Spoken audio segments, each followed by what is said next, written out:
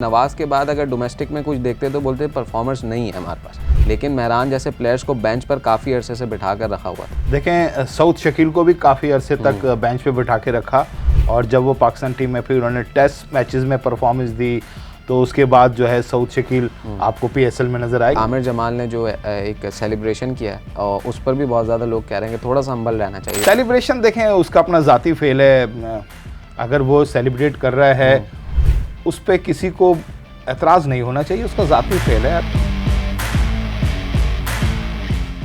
पेशावर ज़ल्मी को एक much needed win जो था वो तो मिल गया कल, लेकिन बहुत सारे सवालात मेहरान मुमताज़ की परफॉर्मेंस ने भी उठाए और साथ साथ मुल्तान सुल्तान्स में भी हमने देखा कि वो जब घर से बाहर आए तो उनकी परफॉर्मेंस उस तरीके की नहीं थी जैसे वो घर में थी।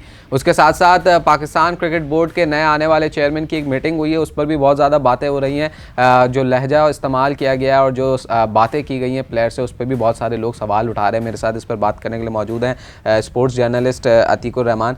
अतीक भाई, स्टार्ट करते हैं कल की परफॉर्मेंस से। 4 ओवर्स 20 रन 1 विकेट, 2 विकेट हो जाती है, एक कैच छूट गया उसका।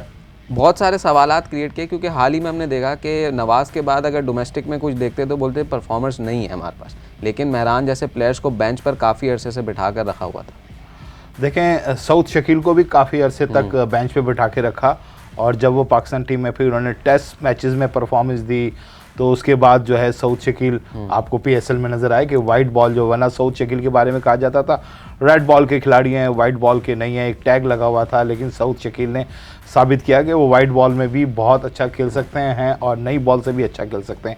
तो महर मुमताज़ बहुत अच्छी बॉल इन्होंने की कल और यही वजह थी कि उनके 4 ओवर करवा दिए गए, शुरू में ही करवा दिए गए। और डोमेस्टिक भी अगर इनका देखा जाए तो मेरे ख्याल से इनकी जो है वो अच्छी विकटें हैं मेहरान मुमताज़ की।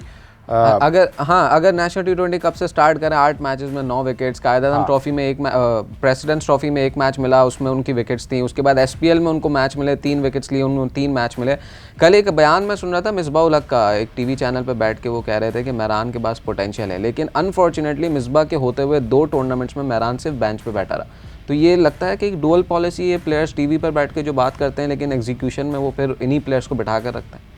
लेकिन उस वक्त सूरत हाल आपकी बात बिल्कुल सही है कि मिसबाह के बाद जब मौका था, लेकिन हो सकता है कि मेहरान मुमताज़ उस वक्त या तो उस कलर में ना हो, लेकिन जिस तरह उन्होंने 18 मैचेस में फर्स्ट क्लास के अंदर 52 विकेटें लिए हैं और 2022 का अंडर-19 वर्ल्ड कप भी खेले, तो पीएसएल में तो अब मिसबाह ने कौन से T20 में इनको कभी सिलेक्ट किया? जो SPL में हैदराबाद बहादुर्स की टीम में थे, पहला मैच खिलाया, 1 विकेट लिया, अच्छा स्पेल किया। दूसरे मैच में थोड़े से एक्सपेंसिव रहे लेकिन 2 ही ओवर्स मिले, फिर थ्रू आउट बिठा के रखा। एक डेड रबर मैच में मौका मिला, 9 गेंदों पे 17, बैटिंग भी करते हैं बाकायदा। SPL तो एक अलग मामला, लेकिन एक T20 कॉम्पिटिशन था। प्रेसिडेंट्स ट्रॉफी में मिसबाह के साथ 1 मैच खिलाया, विकेट्स ली, 3-4 विकेट्स ली उसने, उसके बाद पूरा टूर्नामेंट बिठा कर रखा। देखें, उस वक्त क्या सूरत हाल होगी मैच की, लेकिन अगर कोई खिलाड़ी आपको नज़र आ रहा है ऐसा कि उसका डोमेस्टिक इतना अच्छा है और उसको फिर मौका डोमेस्टिक मैचेस में या डोमेस्टिक इवेंट्स में तो मिलना चाहिए, पीएसएल हो गया या दीगर और टूर्नामेंट हो गया, तो महर मुमताज़ ने कल साबित किया है। जिस तरह डोमेस्टिक में उन्होंने रगड़ा खाया है तो वो एक अच्छे बॉलर साबित हो सकते हैं, लेकिन मुस्तकिल मिजाजी जो है वो लानी होगी। बहुत से यंगस्टर हमारे पास हैं, मुस्तकिल मिजाजी का फुकदान है, लेकिन ये पीएसएल को सामने रखते हुए, लीग्स की परफॉर्मेंस को सामने रखते हुए आप इंटरनेशनल क्रिकेट से उसको मैच करेंगे तो खैर इतना ज़्यादा मुनासिब नहीं होगा, क्योंकि वो बड़ा प्रेशर का वहाँ कुछ एक अलग माहौल होता है।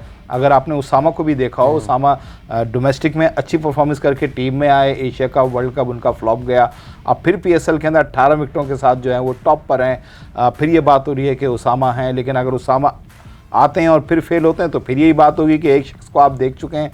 तो डोमेस्टिक लेवल मौके मिलने की भी तो बात है ना। अगर देखें एशिया कप में उसामा को मौका नहीं दिया गया, वर्ल्ड कप में उसामा को मौका दिया गया, लेकिन हमारे बॉलर्स की तो कंसिस्टेंटली परफॉर्मेंस ही सबकी ख़राब थी, किसी एक बॉलर की नहीं थी। तो वो ओवरऑल कॉन्फिडेंस भी तो डाउन था ना टीम का। अदरवाइज देखें तो उसामा अभी इस वक्त टॉप पर है हमारे पास, अगर कोई स्पिनर है इस वक्त भी हाईएस्ट विकेट टेकर है, 18 विकेटें उसकी।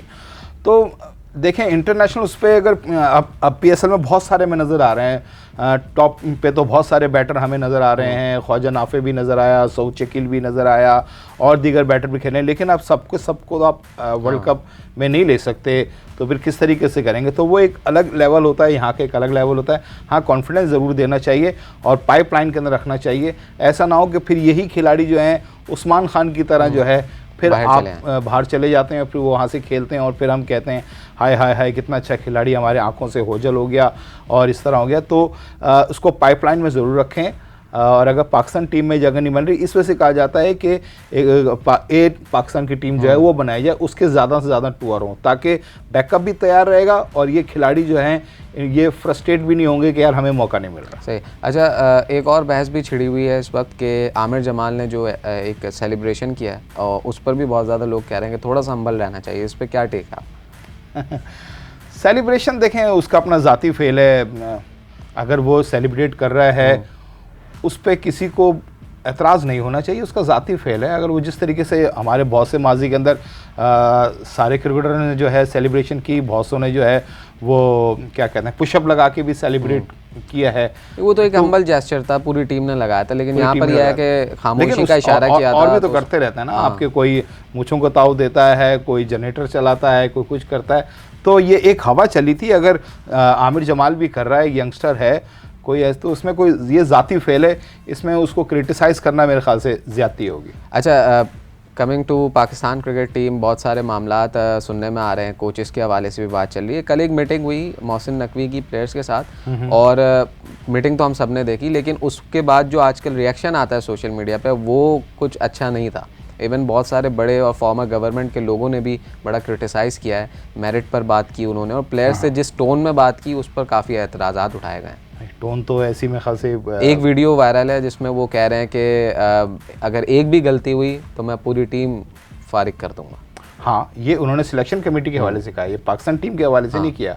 उन्होंने कहा कि सिलेक्शन के अंदर एक भी अगर मुझे आवाज़ ऐसी आई कि आपने किसी के सिफारिश पर या किसी के दबाव में या किसी के कहने पर लिया और इस तरह की बात आई, तो सिलेक्शन कमेटी, मुझे तो उनकी तकरीर बिल्कुल सॉलिड लगी है। और उन्होंने प्लेयर्स को एक तरफ ये भी कहा है कि वो नहीं रोकेंगे उनकी जो इनकम अर्निंग का ज़रिया है वो नहीं रोकेंगे, लेकिन ये नहीं कि पाकिस्तान को आप नीचे ले जाएं और अर्निंग जो आमदनी के ऊपर रखें फोकस। आपका फोकस अव्वलीन तरजीह जो है वो पाकिस्तान टीम होनी चाहिए, मेरे ख्याल से बिल्कुल राइट है। अगर उन्होंने ये कहा है कि टीम मेरिट पर होगी, कोई लॉबिंग नहीं होगी, कोई ग्रुपिंग नहीं होगी, कोई गुड बुक में कोई इस तरह नहीं चलेगा, तो बहुत अच्छे तरीके से उन्होंने मैसेज भी दे दिया। इसका मतलब अगर सारी इस बात का लिया तो इसका मतलब ये सब चीज़ें टीम में थीं। अगर वो ये बात कर रहे हैं कि कोई लॉबिंग नहीं होगी, कोई किसी ग्रुप का नहीं होगा, किसी गुड बुक्स में अगर कोई है तो नहीं हो रहा, टीम में सियासत नहीं होगी, तो इट्स मीन ये माजी में होती रही हैं और सब ने देखी भी हैं। और अगर ये इसको ख़त्म करने में कामयाब हो जाते हैं वेल डन। सही है। आज 2 इम्पॉर्टेंट मैचेस हैं, कराची के लिए तो बहुत ज़्यादा इंपॉर्टेंट है जीतना, और साथ साथ कलंदर्स के लिए भी बहुत ज़्यादा इंपॉर्टेंट है क्योंकि प्लेऑफ्स की रेस से तो बाहर हो गए। खैर, आज उनको जीतना बहुत ज़्यादा ज़रूरी है उन 2 पॉइंट्स के लिए जो अभी तक उन्हें नहीं मिले। हाँ, देखें, कोई टीम चाहे रेस से बाहर हो जाए या क्योंकि अभी टूर्नामेंट मुकम्मल नहीं हुआ है, अगर हम देखते हैं अपनी और रेसेस भी, अगर खिलाड़ी ये होता है कि हार रहा है तो वो ये नहीं करता कि मैं तो हार गया, फिनिशिंग लाइन पे अबूरी ना करूं, पहले से हिम्मत नहीं हारते। ठीक है, आप क्वालिफाइंग राउंड से बाहर हो गए, लेकिन एक अच्छे नोट पर अपना टूर्नामेंट ख़त्म करें, अपनी टीम को एक अच्छी जीत के साथ ख़त्म करें और कोशिश करें जो खामियां थी वो ना हो। तो इस लिहाज से कलंदर के लिए बहुत इंपॉर्टेंट मैच है कि वो एक अच्छे नोट पर एक अच्छी जीत के साथ इस इवेंट को ख़त्म करें, ना कि ये कि हम हार तो चुके हैं अब हम सेकंड नॉन प्लेइंग खिला दें या उनको मौका दे दें। मौका ज़रूर दें, लेकिन कोशिश इंटेंट जो है वो जीत का ही होना चाहिए। सही है। लास्ट में क्या प्रेडिक्ट करेंगे दोनों मैचेस का, कराची का जो मैच है उसमें और फिर लाहौर और इस्लामाबाद का जो मैच है? कराची और इस्लामाबाद के लिए बहुत इम्पॉर्टेंट है आज के दोनों मैचेस। कराची जीतता है तो वो ऊपर की तरफ जाता है, इस्लामाबाद भी जीतता है, इसके पॉइंट तो हैं लेकिन उसके मैचेस भी ज़्यादा हैं और उसका रन रेट भी जो है इस्लामाबाद का इस वक्त माइनस के अंदर है। तो दोनों टीमों के लिए ये बहुत इम्पॉर्टेंट मैचेस है, कराची के लिए भी और इस्लामाबाद के लिए भी। सही है, दोनों मैचेस इंपॉर्टेंट है। आज पीएसएल का एक और दिन होगा और जैसे जैसे दिन गुजरते जा रहे हैं प्लेऑफ्स की जो टीम्स है उनकी तरफ हम बढ़ रहे हैं आगे, और प्लेऑफ्स भी कराची में जब फेज़ आएगा तो उसमें होंगे। कल आपसे मुलाकात होगी, पीएसएल में मज़ीद जो डेवलपमेंट्स होंगी और पाकिस्तान क्रिकेट में होंगी। अपना ख्याल रखें, अल्लाह हाफ़िज़।